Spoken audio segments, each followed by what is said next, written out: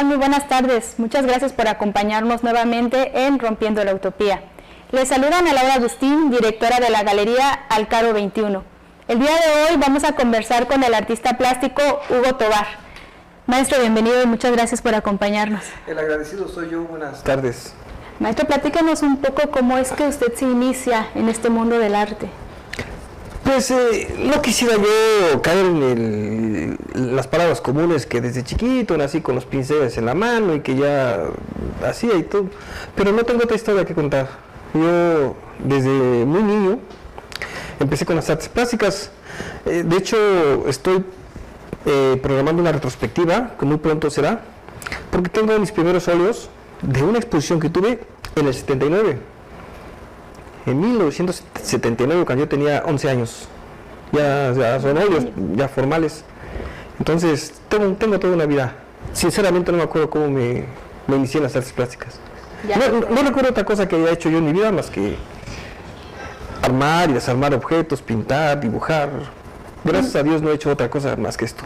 Y luego se empieza como con una pasión por el material reciclable, maestro. ¿Cómo es que se aventura a esta parte? Y cuéntenos un poco de qué podemos encontrar en su obra. Bueno, espero no parecer disco rayado, pero fue fortuito. Lo he dicho muchas veces, yo empecé con los materiales reciclados porque no tenía de otra. Yo tuve que salir, me salieron de la casa muy joven. Por lo mismo, por mis inclinaciones artísticas, no me ajustaba yo al rol de trabajo que había en casa. Teníamos una pequeña empresa de golosinas y pan, y como yo no me ajustaba a ese ritmo de vida, de trabajo, mis padres pensaron que yo realmente no quería aportar nada a la casa, y entonces me pidieron amablemente con un par de escoba que me retirara. Y entonces tuve que salir de casa, anduve buscándome la vida como muchos otros lo hemos hecho, y ahí fue que fui a dar a los trabajos de roturismo y pintar casas, fachadas, anuncios luminosos, dibujar paredes, publicidad, y así vine a dar a Oaxaca. Pero para ese entonces yo pues realmente no tenía recursos económicos, era muy poco lo que yo podía generar, y eso me hizo echar mano de los productos que yo conocía, que son los materiales de construcción, pinturas industriales, de mantenimiento, todo ese tipo de materiales, y fue así que me fui inclinando por reutilizar y utilizar materiales que no eran muy convencionales para las artes en aquel tiempo. Como ahora todo el mundo usamos ya materiales reciclados, recuperados, pero en aquel tiempo no. En aquel tiempo no. Digamos que, modestia aparte, fui de los pioneros en eso, junto con Miriam Nadón de Guevara, Boris Spider, Lalo Garza, me acuerdo, había 2 o 3 que teníamos esas inclinaciones, pero que fuimos muy criticados en su momento. De hecho, venía acordándome hace rato de Virgilio Gómez, el gran pintor Virgilio Gómez. Tuve diferencias con él por lo mismo de los materiales reciclados. Hablaba muy mal de mí, por eso. Así llegué yo a los materiales reciclados por necesidad, porque no tenía yo recursos para comprar óleos, pasteles. Recuerdo que cómo soñaba yo con unos óleos de pastel y no me los podía comprar. ¿Y cómo llega al taller Rufino Tamayo, maestro? Al taller Rufino Tamayo llegué porque conocí a una persona, una amiguita, que vio que estaba yo pintando y me dijo: oye, tú pintas bien, dibujas bonito, ¿por qué no te juntas con otros artistas? Andaba yo como satélite aquí en Oaxaca. Me dice: hay un taller que se llama El Tamayo, donde reciben jóvenes, chavos. Y fui, y efectivamente tuve la fortuna, la dicha de llegar al taller Tamayo y que me recibiera Gonzalo Carreño, el chamán mayor. Y yo, digamos que pasé a ser el último de los chamanes, fui el último que llegué. Ahí estaba ya Tomás Pineda, estaba Andreachi, estaba José Lázaro, Dionisio Martínez, Ángeles Rodríguez, Ernesto García, una serie de personajes que hicieron historia, digamos, no muy convencional en el Tamayo, muy polémica. Así llegué, y cuénteme alguna anécdota que haya vivido en el Tamayo, que haya marcado su vida en el Me acuerdo que una vez vino un maestro, que le mando un abrazo a mi amigo Miguel Alvarado, que es mi maestro y amigo, vino a darnos un taller de escultura y necesitábamos un fieltro para la prensa, pero no había fieltro y no había dónde comprar en esos tiempos en Oaxaca. Y me dice, oye, necesitamos así, algo así como acolchonadito, como así, me dio especificaciones. Y dije, pues fíjate que en la central venden unas cosas que hacen para los burros, para ensillarlos. Es muy parecido a lo que tú quieres. Y dice, vamos a verlo. Y fuimos a verlo y sí sirvieron. Pero, perdón, Miguel Alvarado, aunque es de Oaxaca, toda su vida la vivió y la creció en México, no conocía Oaxaca. Y le maravilló la central de abastos, le maravilló. Y lo llevé a tomar un pulque, luego una cerveza, y luego un coctelito, unos camarones. Total que nos perdimos. Entonces agarramos 2 días de borrachera en esos barrios. Y cuando llegamos, estaban más que asustados, porque el maestro desapareció. El maestro que vino a dar el taller desapareció. Casi nos cuelgan, porque además nos habíamos llevado la camioneta del Instituto Oaxaqueño de las Culturas y andábamos en la camioneta. Pero fue una experiencia muy bonita, porque a partir de ahí hubo un quiebre. Ya Miguel Alvarado como que simpatizó más con nuestra causa rebelde, con nosotros, y dejó de lado lo institucional con Juan Alcázar. Sí, nunca se distanciaron, pero Miguel Alvarado siempre como que nos tuvo más como predilección por nosotros, los jóvenes de aquel tiempo. Hasta la fecha Miguel Alvarado es muy mi amigo, y nos acordamos mucho de esa vez que secuestramos al maestro, nos íbamos a tomar. Venía de la UNAM, de la universidad, imagínate. Nos lo íbamos a tomar, a emborrachar a la central de abastos. Ya me imagino la experiencia, sí. ¿no? El haber estado fascinado con esa experiencia. Sí, como no. Miguel Alvarado es uno de los mejores litógrafos que hay en México.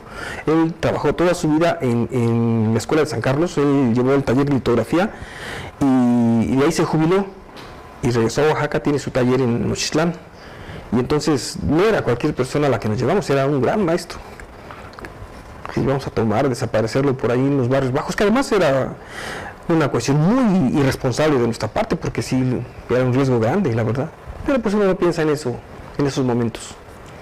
No, bueno, ya también está en una época donde pues todo es experimentos y un poco de aventura, ¿no? Imagínate, eso fue antes del levantamiento zapatista, fue por el 91, por ahí así. Tiene su rato ya. Sí, ya tiene rato. Platíqueme, maestro, cómo inicia una obra, en dónde busca sus primas, cómo es el proceso. Yo no tengo, no llevo bocetos, no llevo apuntes, no llevo nada.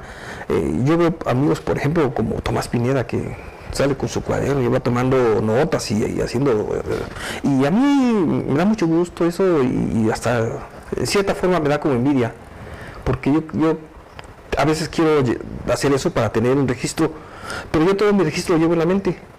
Yo voy caminando, veo alguna figura, algún motivo, o me encuentro algún material, lo guardo. Siempre traigo en mi bolsa del pantalón tornillos, tuercas, pedacitos de metal que me encuentro, o en mi mochila llevo cosas que voy a ir recolectando, y eso se me queda como un apunte en la cabeza, y ya lo tengo como bocetado mentalmente para una obra, y lo hago. A veces pasan muchos años, a veces pasan 10, 15 años en lo que vuelvo a retomar ese elemento que me encontré y termino las piezas. Y tengo una memoria muy gráfica y registradora para este tipo de cosas. Como me gusta mucho la literatura, los voy conjugando, y a veces muchos de mis trabajos están relacionados ya sea con la poesía o de alguna forma con la literatura, como ahorita, por ejemplo, que estamos inmersos en el asunto de las precampañas políticas. Retomé un libro que hace tiempo compré, que no lo había leído bien, Ensayo sobre la lucidez, de José Saramago, y es absolutamente increíble la forma como se han venido comportando los fenómenos políticos sociales en todo el mundo, no nada más en México, y cómo los partidos políticos, los políticos en sí mismo ya se han agotado. ya no nos representan, salvo que estemos un poquito desfasados de la mente.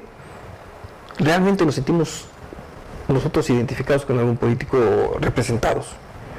Tenemos que tener una tendencia, porque además está bien, ideológica, pero que nos sientamos así, realmente este es nuestro héroe, este es nuestro salvador. Yo creo que no.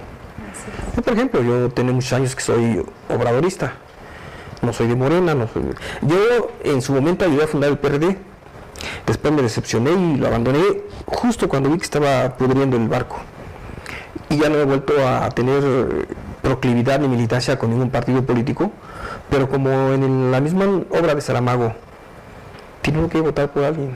Mientras no encontremos otro sistema político para administrar los países, los recursos y las sociedades sean dirigidas, tenemos desgraciadamente que echar mano del voto, aunque esté desgastado, aunque esté desprestigiado, desacreditado, pero no tenemos otra opción y tenemos que elegir entre las pocas que se nos presentan en la mesa, porque lo peor es dejar en blanco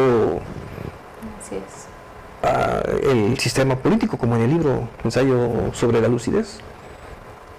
Y justo ahora que mencionas sobre los libros, el programa se llama Rompiendo la Utopía, basados en el libro de Robert Valerio, sí, cómo no. Atardecer en la maquiladora de utopías. ¿Ese libro menciona obra de usted? Sí, gracias a Robert Valerio, que la verdad para mí fue un apoyo, un impulso, porque precisamente me venía acordando de él y de Virgilio Gómez, que era una antítesis. Virgilio Gómez fue un pintor, para los que no sepan, fue un pintor oaxaqueño muy adelantado. Él fue incluso maestro de Francisco Toledo.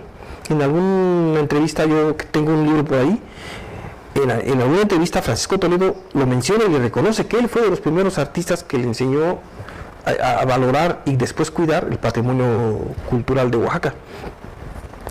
Cuando yo llegué a Oaxaca, estaba yo muy joven, conocí a Virgilio Gómez, pero Virgilio Gómez andaba muy pegadito con una compañerita mía que yo quería mucho, con la compañerita.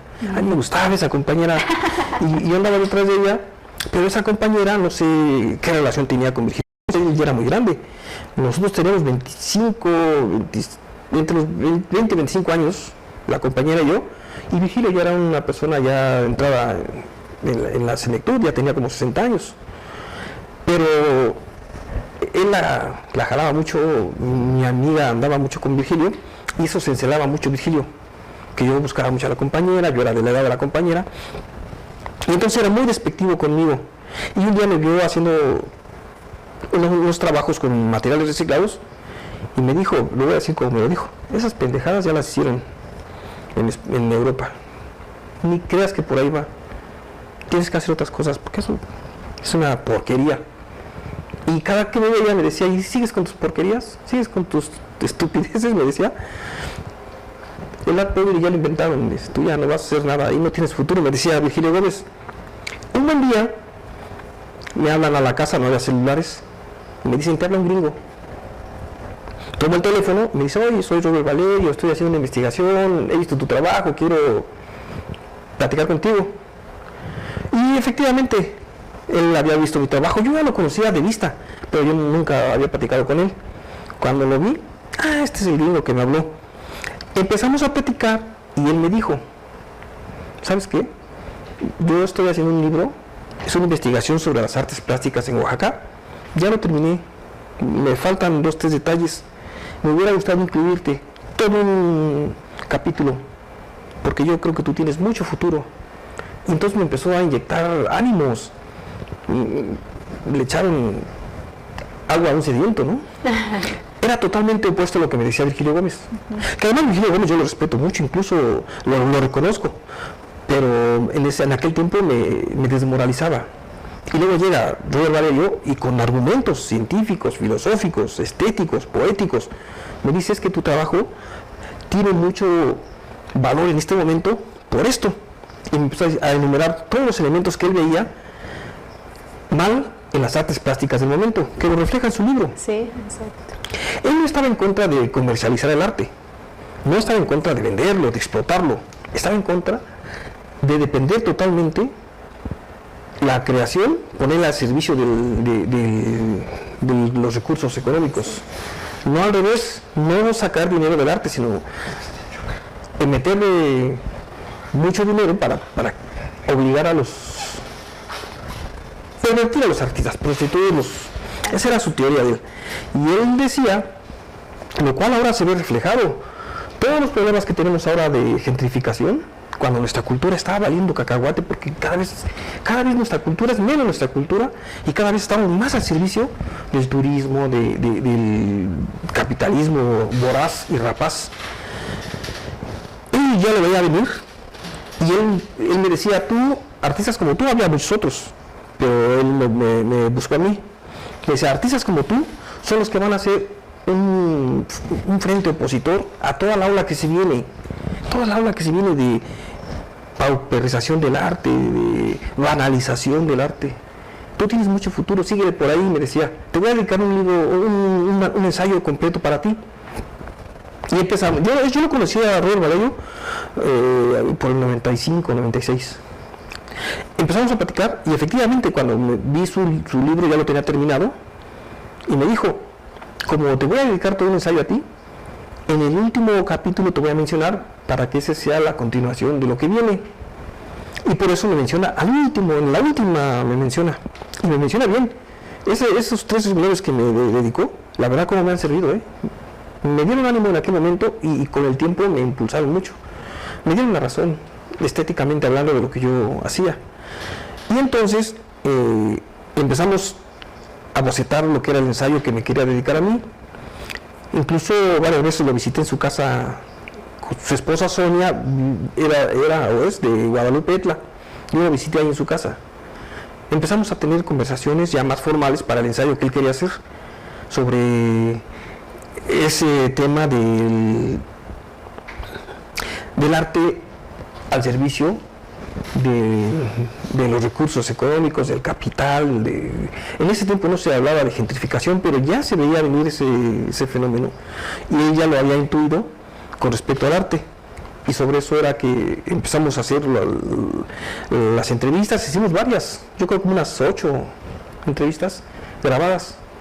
Me imagino que su esposa se quedó con ese material porque la idea de él era hacer un ensayo sobre mi trabajo, pero pues ya no se pudo, la muerte lo sorprendió y tristemente falleció.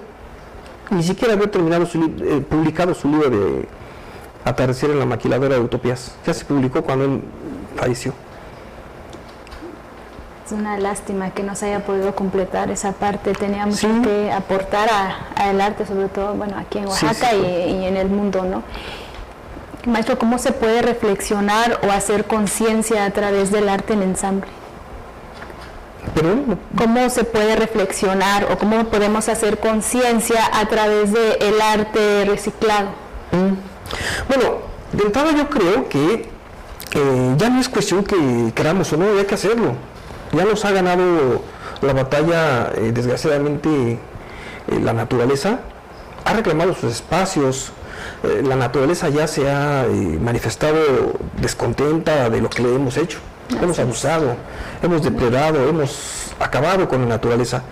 Entonces, tenemos nosotros que, sí o sí, tenemos que reflexionar, tenemos que dejar de consumir vorazmente, tenemos que dejar de ser consumistas, de ser depredadores, tenemos que reutilizar, reciclar. Yo trato de ponerlo en práctica en mi vida diaria, como una forma de vida, ¿no? Yo empecé esto hace muchos años y trato de seguir fiel a este sistema. Entonces, no es que podamos o queramos reflexionar, es que tenemos que hacerlo. Tenemos que cuidar el agua, tenemos que reutilizar los materiales, los papeles, los plásticos. Ya hay mucho plástico en el mundo y no se va a desaparecer por arte de magia. Tenemos que reutilizarlo, tenemos que dejar de generar basura. Una vez que estuve yo en Holanda, una escultura que llevé llegó lastimada y dije, fácil, la voy a reponer. Le pedí a un amigo que me llevara a un basurero porque quería buscar material para restaurarla. Y me dijo, es que aquí no hay basura. Yo, ¿cómo no hay basura? No manches. No hay basura. Yo pensé que me estaba bromeando, que me estaba... Y efectivamente, cuando ya estuve viendo cómo viven ellos no tienen el concepto de basura. Todo lo que hay ahí es material para otras cosas, para hilos, para compostas, para materiales químicos, pero todo es materia para otra. Ellos no tienen ese concepto de basura. Y entonces eso es lo que nos falta a nosotros, aunque es un tema que en la naturaleza ya es muy viejo, pero nosotros no lo hemos podido lograr encauzar nuestro pensamiento a no generar basura, a reutilizar más materiales. Y seguramente si cambiamos nuestro comportamiento con respecto al mercado y al consumo, no tendremos que reflexionar, porque nuestras mismas acciones ya van siendo en sí una forma de manifestarnos a favor de la naturaleza, de cuidarla. Nos falta todavía mucho. Sí, ojalá se pueda lograr hacer esa conciencia. Sí, cómo no, sí. Es muy importante ahora, más en estos tiempos. ¿Qué opinas sobre el arte contemporáneo en Oaxaca ahora? Híjole, yo creo que no soy yo la mejor persona para opinar sobre. No creo ser yo el indicado para opinar sobre esto, sobre todo porque tengo muchos amigos jóvenes y no quisiera herir susceptibilidades. Adelante. Pero tengo que ser sincero. Yo veo que el arte en Oaxaca pues es un fiel reflejo de la música, de la literatura y de la pintura. Y cuando digo de la música, me refiero al tipo Peso Pluma, que es mucha estridencia, mucha producción, que gana muy bien, pero no dicen nada, son huecos. Y lo digo, no quiero meterme con mis propios amigos y con mi gremio, pero también tengo que decirlo. Hay muchos jóvenes que producen mucho, que venden mucho, increíblemente mucho, pero su trabajo es hueco, no dicen nada, sí, la repetición, la estridencia como Peso Pluma. Entonces yo sí creo que nos hace falta en ese sentido pues reflexionar un poco. También hay mucho arte muy bueno, sobre todo las mujeres. Hay mujeres jóvenes que están haciendo cosas muy, muy interesantes. Yo, por ejemplo, soy admirador de Alejandra Villegas, de Alejandra Algil, hay más jovencitas. Hay una grabadora, Gabriela Morato se llama, firma. O sea, las mujeres no solamente en el arte, sino en general están dando la batalla. Hay muy buenas músicas, hay muy buenas escritoras, hay un grupo extraordinario de escritoras. No, si me pongo a mencionarlas, voy a dejar fuera muchas y no me gustaría, mejor digo que hay muchas escritoras, poetas, la Sociedad de las Poetas. Me da mucho gusto a mí ver que hay muchas mujeres escribiendo y cosas muy buenas, muy, muy buenas, la verdad. Yo no quisiera hablar de más, pero si algo puedo decir es que puedo saber si un libro es bueno o es malo, ¿no? O puedo hacer un discernimiento, y te aseguro que casi todo lo que se está haciendo en Oaxaca es muy bueno, por mujeres.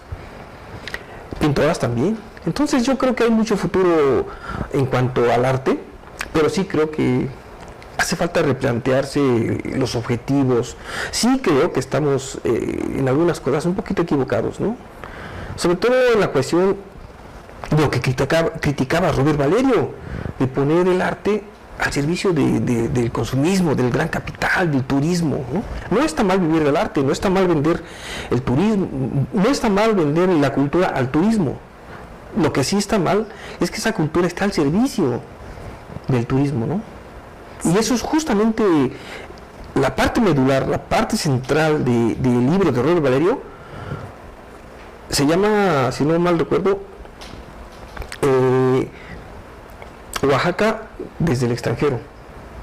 Y él primero hace un planteamiento, una teoría, y luego lo demuestra como lo que nosotros decimos, que nuestra cultura, que nuestras raíces, incluso menciona a Rodolfo Morales y sus amarillos con Van Gogh, que tienen más el colorido de Van Gogh, y que seguramente Rodolfo Morales se inspiró más en Van Gogh para hacer sus cuadros que en los maizales de Ocotlán, así lo dice.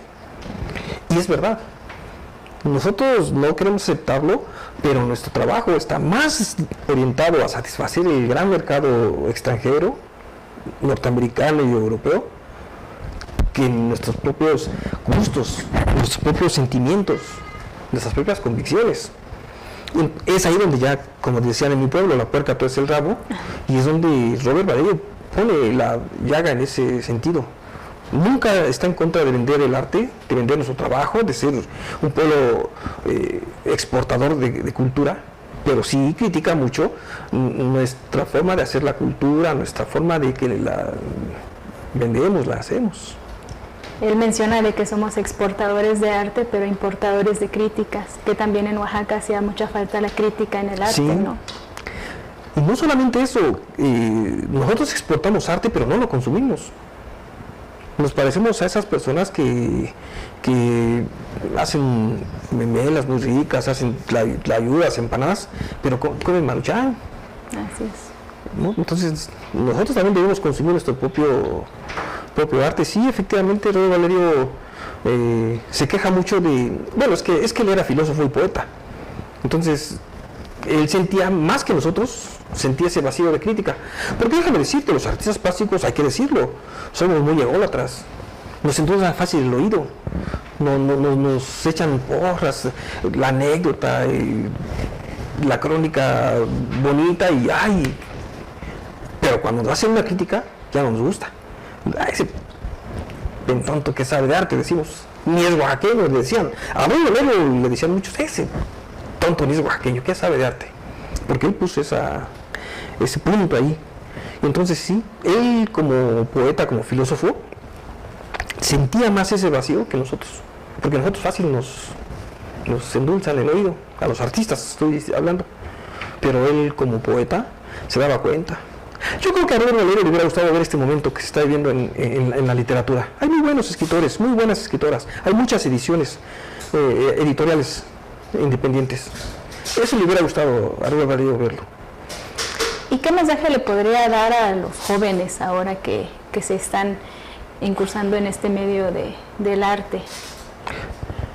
Pues vuelvo a repetir lo de hace rato, no soy el que pueda dar mejores mensajes ni consejos, pero me lo pides y lo tengo que hacer.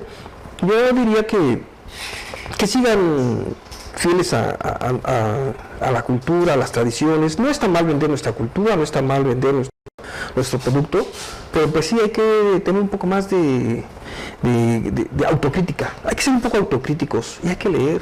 Desgraciadamente con esto de la tecnología y los aparatos electrónicos nos han reducido mucho el campo de lectura. Yo, por ejemplo, antes leía 2 o 3 libros mensuales y ahora me leo 2 o 3 libros por año, ¿no?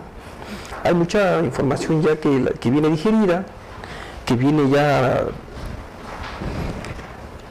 premasticada, por decirlo de una forma, y la lee uno así rapidín y se va uno olvidando de la lectura física, que es muy importante. ¿Cómo podemos encontrarlo en las redes sociales, maestro? Hugo Tobar, sí. Sí. Hugo Tobar. En Facebook. Hugo Tobar Rodríguez. Tengo varias páginas de Facebook que me han bloqueado y que ya no he podido tener acceso, porque siempre he sido un poco yo como grosero, contestatario, no sé. Entonces me he metido mucho en debates políticos y me han clausurado mucho mis cuentas. Entonces ahora trato ya de no meterme en ese tipo de cuestiones. Entonces seguramente encontrarán por ahí varios de Hugo Tobar, pero nada más tengo una actual, Hugo Tobar Rodríguez, porque eso de la política no es muy objetivo. Pues maestro, yo le agradezco mucho que nos haya compartido parte de lo que hace y de los consejos que nos está dejando para los... El agradecido soy yo. Muchísimas gracias y gracias a ustedes por acompañarnos. Recuerden de que pueden encontrar al maestro Hugo Tobar en Facebook, en Instagram también, como Hugo Tobar Rodríguez. Les agradezco que nos hayan acompañado. Soy Ana Laura Agustín, directora de la Galería Alcaro 21. Buenas tardes.